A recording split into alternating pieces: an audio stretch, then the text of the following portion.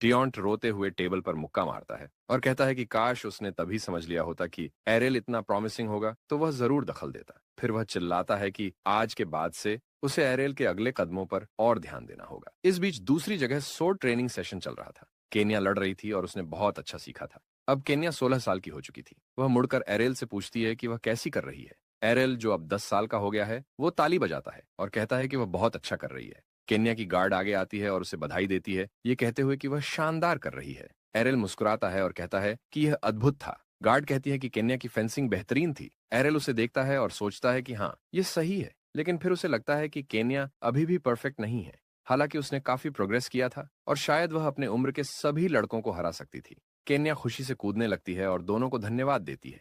Aerial सोचता है कि बचपन में वो जितनी डरावनी थी, असल में वह अंदर से उतनी ही स्वीट है। गार्ड कहती है कि फिलहाल इतना काफी है, अब उन्हें एक छोटा ब्रेक लेना चाहिए। वे एक टेबल के पास जाते हैं और बैठ जाते हैं। केन्या कहती है कि उसने पिछले कुछ दिनों में स्पार्कलिंग ड्रिंक्स के बारे में बहुत सुना है। वह कहती है कि इसने सिर्फ रॉयल पैलेस की स्थिति को ही नहीं सुधारा, बल्कि पूरे किंगडम ऑफ अर्नीसिया की फाइनेंसेस में भी बड़ा योगदान दिया। एरेल अपने हाथ फैलाता है और मुस्कुराते हुए कहता है कि उसने सिर्फ एक प्रिंस के रूप में अपना कर्तव्य निभाया है। केन्या मुस्कुराती है और एरेल की तरफ देखती है, ये कहते हुए कि इसके अलावा हर कोई यह भी कह रहा है कि वह एक परफेक्ट सन है। सभी मिस लाना से जलते थे। जैसे ही एरेल यह सुनता है, वह चुप हो जाता है और सोचने लगता है कि यह सिर्फ उसकी ड्रिंक प्रोडक्शन की कहानी नहीं थी। उसकी मां लाना एक नोबल फैमिली से थी, जो बैंकरप्ट हो चुकी थी, और उस समय उनके पास सिर्फ एक छोटा सा टेरिटरी बचा था, जिसे वे संभाल कर कॉमनर्स की तरह जी रहे थे। जैसे ही एरेल को अपनी मां के परिवार की पूरी कहानी पता चली, उसने ड्रिंक्स की डिस्ट्रीब्यूशन की जिम्मेदारी एनेस्ट परिवार को दी, जो उसके मां का परिवार है, और नतीजे वंडरफुल थे। दुकानें लोगों से भर गईं। हर कोई लंबी लाइंस लगाकर इसे खरीदना चाहता था। इसके अलावा दही और एमएसजी की मांग भी बढ़ गई। इसकी वजह से एनेस्ट परिवार की फाइनेंसेस इतनी वेल्थी हो गई कि किंगडम में कोई और मर्चेंट उनकी बराबरी नहीं कर सकता था। केन्या रोती है और एरेल से कहती है कि वह थोड़ा धीरे चले, क्योंकि वे दोनों लगभग एक ही उम्र के थे और कई लोग उनकी तुलना करते थे।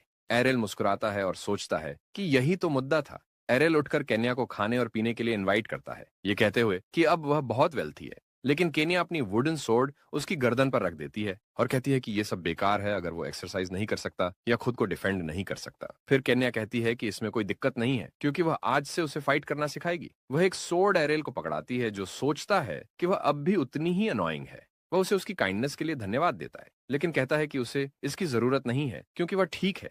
एरेल को याद आता है कि उसकी पिछली जिंदगी में वह दुनिया का बेस्ट सोर्ड्समैन और बेस्ट मेज था, इसलिए इस दुनिया में वह ज्यादा ध्यान आकर्षित नहीं करना चाहता था। लेकिन हमेशा की तरह आखिर में इससे कोई फर्क नहीं पड़ता। केन्या उस पर हमला करती है, जिससे एरेल को मजबूरन फाइट शुरू करनी पड़ती है। केन्या उसे सिखाने की कोशिश कर रही थी, वो समझा रही थी कि उसे ये कैसे करना चाहिए। इसलिए एरेल ने बस इसे स्वीकार कर लिया और इसे करना शुरू कर दिया, क्योंकि इस तरह यह जल्दी खत्म हो जाता। एरेल को महसूस हुआ कि वह केन्या की मूवमेंट्स को ठीक से महसूस नहीं कर पा रहा था, क्योंकि केन्या का सपना और लक्ष्य अपना खुद का परिवार बनाना और फेंसिंग मास्टर बनना उसे इतनी कमजोर होने के बावजूद इतनी एनर्जी दे रहा था। एरिल सोचता है कि वह केन्या की मदद कर सकता है। फाइट करते समय वह गुप्त रूप से अपनी कुछ एनर्जी उसे दे सकता है, ताकि वह और भी स्ट्रांग बन सके। फिर वे कुछ देर तक ट्रेनिंग करते रहते हैं, केन्या के गार्ड की सुपरविजन में।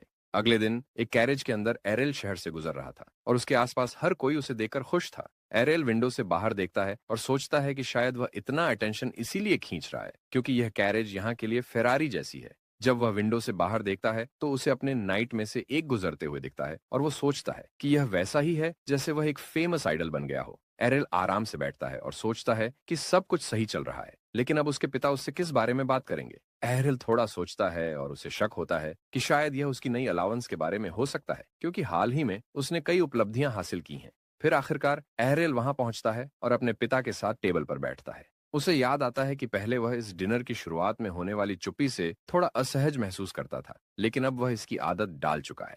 एरियल सोचता है कि जब वह यहाँ आ ही गया है तो वो इस शानदार खाने का मजा लेगा, क्योंकि वह अब इस तरह के खाने का आदी हो चुका है। हाल ही में वह कई रिपोर्ट्स के कारण यहाँ कई बार आ चुका था, लेकिन जैसे ही वह खाना शुरू करता है, उसके पिता अचानक पूछते हैं कि क्या उसने गवर्नमेंट में कोई ऑफिशियल पोजीशन लेने के बारे में सोचा है। यह सुनकर एरियल के मुंह में खाना अटक जाता है, क्योंकि उसे इसकी बिल्कुल भी उम्मीद नहीं थी। आखिरकार वह पल आ ही गया। थियरल कहता है कि यह थोड़ा जल्दी है, लेकिन एरेल की कई उपलब्धियों को देखते हुए अगर वह यह पद स्वीकार कर लेता है तो कोई विरोध नहीं करेगा। थियरल पूछता है कि एरेल इस बारे में क्या सोचता है और क्या उसने कोई पोजीशन के बारे में सोचा है। एरियल हल्का सा शर्मिंदा होते हुए मुस्कुराता है और कहता है कि उसने इस विषय के बारे में ज्यादा नहीं सोचा, क्योंकि उसका असली मकसद इस जीवन में बस मजे करना और अच्छा खाना खाना है। फिर वह चाय का एक कप उठाता है और सोचता है कि उसे शांत हो जाना चाहिए। थोड़ा पीने के बाद एरियल अपने पिता को जवाब देता है कि उसे नहीं पता कि उनके दिमाग में यह विचार कहाँ से आया, लेकिन फिलहाल उसे अभी भी साइंस और एल्केमी सीखने में दिलचस्पी है, क्योंकि इसमें अभी बहुत कुछ सीखना बाकी है।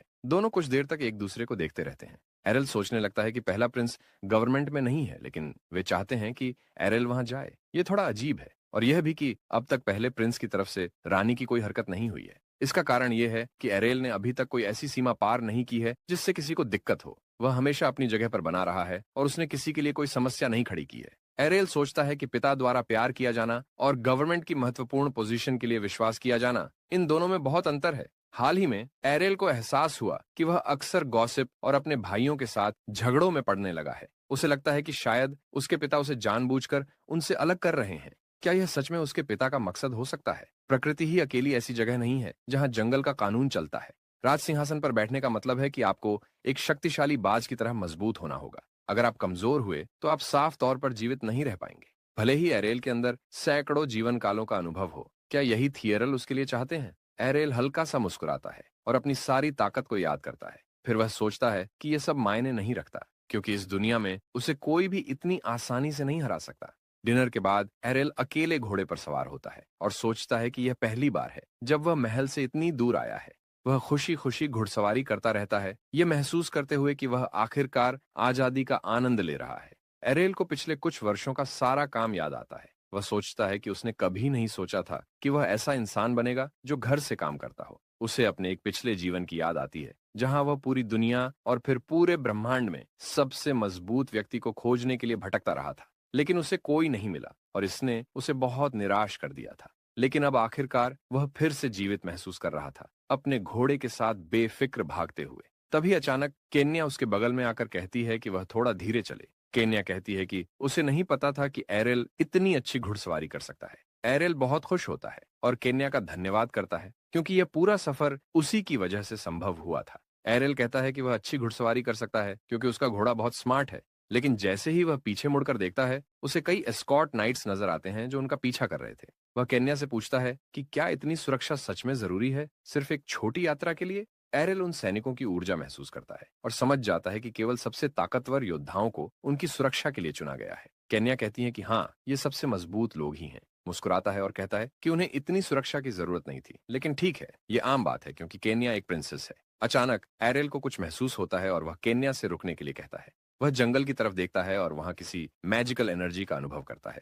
केन्या पूछती है कि क्या हो रहा है और वे वहां क्यों रुके हैं। एरेल कहता है कि उन्हें अभी वापस जाना होगा क्योंकि जंगल में कोई मॉन्स्टर है। लेकिन केन्या कुछ समझ नहीं पाती, क्योंकि वहां कोई आवाज नहीं आई थी और न ही कोई हलचल थी। आखिर एरेल को बिना कुछ देखे ही ये कैसे पता चल गया? एरेल इसे टालने की कोशिश करते हुए कहता है कि बस उसकी सिक्स्थ सेंस बहुत अच्छी है और उसे लगता है कि वहां चारों तरफ ट्रैप्स बिछाए गए हैं।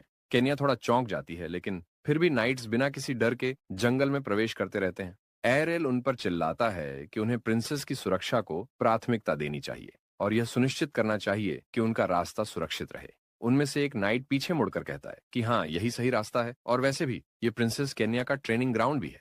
ये सुनकर एरेल को बहुत आश्चर्य होता है, क्योंकि उसने वहां वाकई एक अजीब ऊर्जा महसूस की थी। प्रिंसेस आगे बढ़ती है, वो अपनी तलवार उठाती है और उत्साहित होकर जंगल में प्रवेश करती है। एरेल वहीं खड़ा रह जाता है। वो दंग रहकर सोचता है कि वह गलत नहीं हो सकता। उसने सच में वहां कुछ महसूस किया था। उसे यह यात्रा शुरू होने का समय याद आने लगता है। एरेल और केन्या टेबल पर बैठे खाना खा रहे थे जब केन्या ने कहा कि वह एक छोटा ट्रिप प्लान कर रही है और उसने एरेल को भी साथ चलने के लिए इनवाइट किया।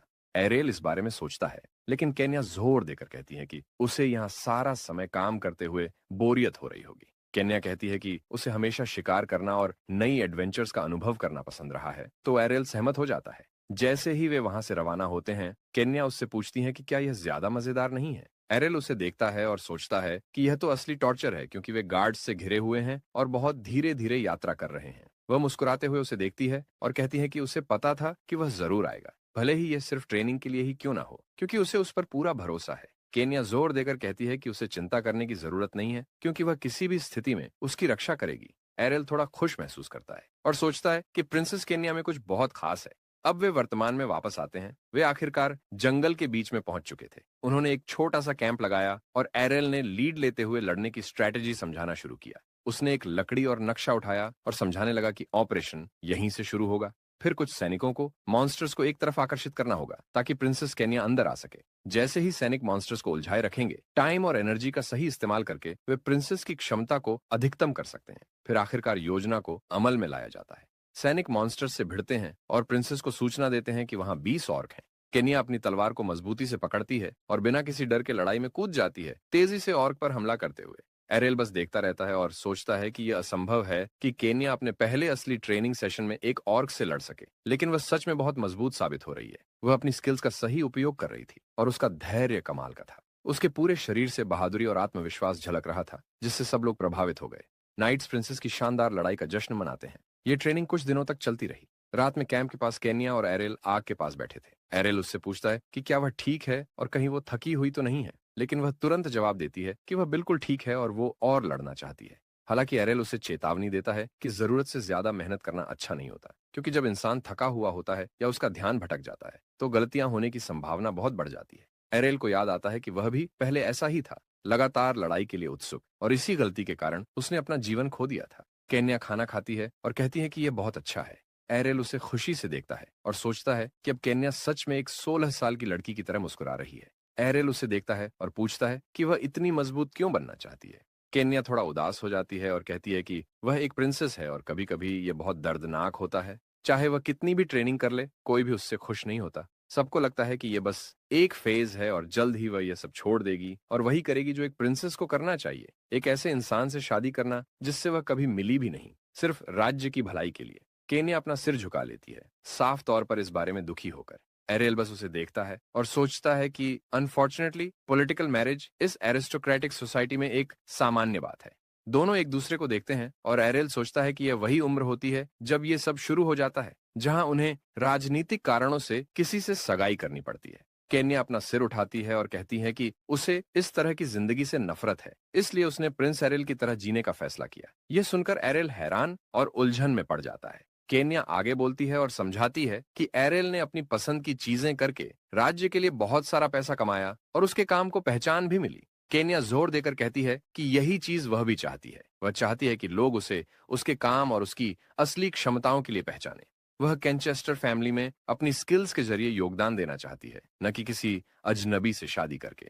वह मुस्कुराती है और कहती है कि वह अपनी डेस्टिनी खुद तय करेगी। एरेल मुस्कुराता है और ऊपर देखते हुए कहता है कि अगर यही उसकी इच्छा है तो वह सच में अपनी डेस्टिनी खुद चुन सकेगी। केन्या मुस्कुराती है और कहती है कि वह भी ऐसा ही करेगी, ठीक उसकी तरह। एरेल कहता है कि वे कल वापस लौटेंगे और जैसा केन्या ने कहा था, यह सच में एक बेहतरीन ट्रिप था।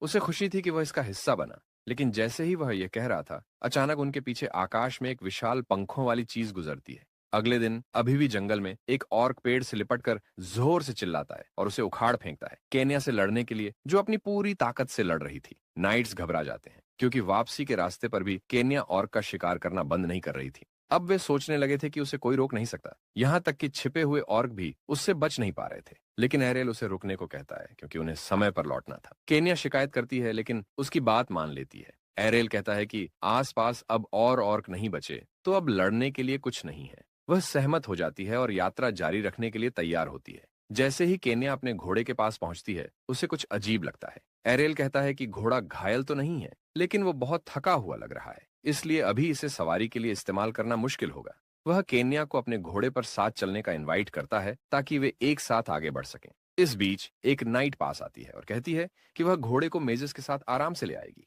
केन्या उनसे घोड़े का ख्याल रखने को कहती है और फिर एरेल के घोड़े पर चढ़ जाती है, लेकिन वो कंट्रोल अपने हाथ में लेने की इच्छा जताती है। एरेल मुस्कुराता है और कहता है कि इसमें कोई दिक्कत नहीं, क्योंकि वह इन चीजों में उससे बेहतर थी। वे वापस जाने के लिए आगे बढ़ते हैं और केन्या नाइट्स की टुकड़ी को तेजी से लीड करने लगती है, उनसे आगे बढ़ते हुए। लेकिन जैसे ही यात्रा जारी रहती है, एरेल को कुछ अजीब महसूस होता है।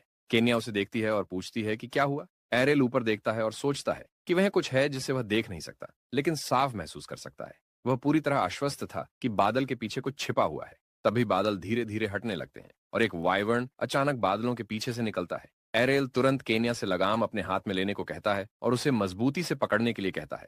एरेल बाकी नाइट्स को चिल्लाकर बताता है कि एक वाइवर्न आ रहा है, सबको तुरंत जंगल में वापस भाग जाना चाहिए। नाइट्स को इस पर भरोसा नहीं होता क्योंकि उन्होंने कुछ नहीं देखा था।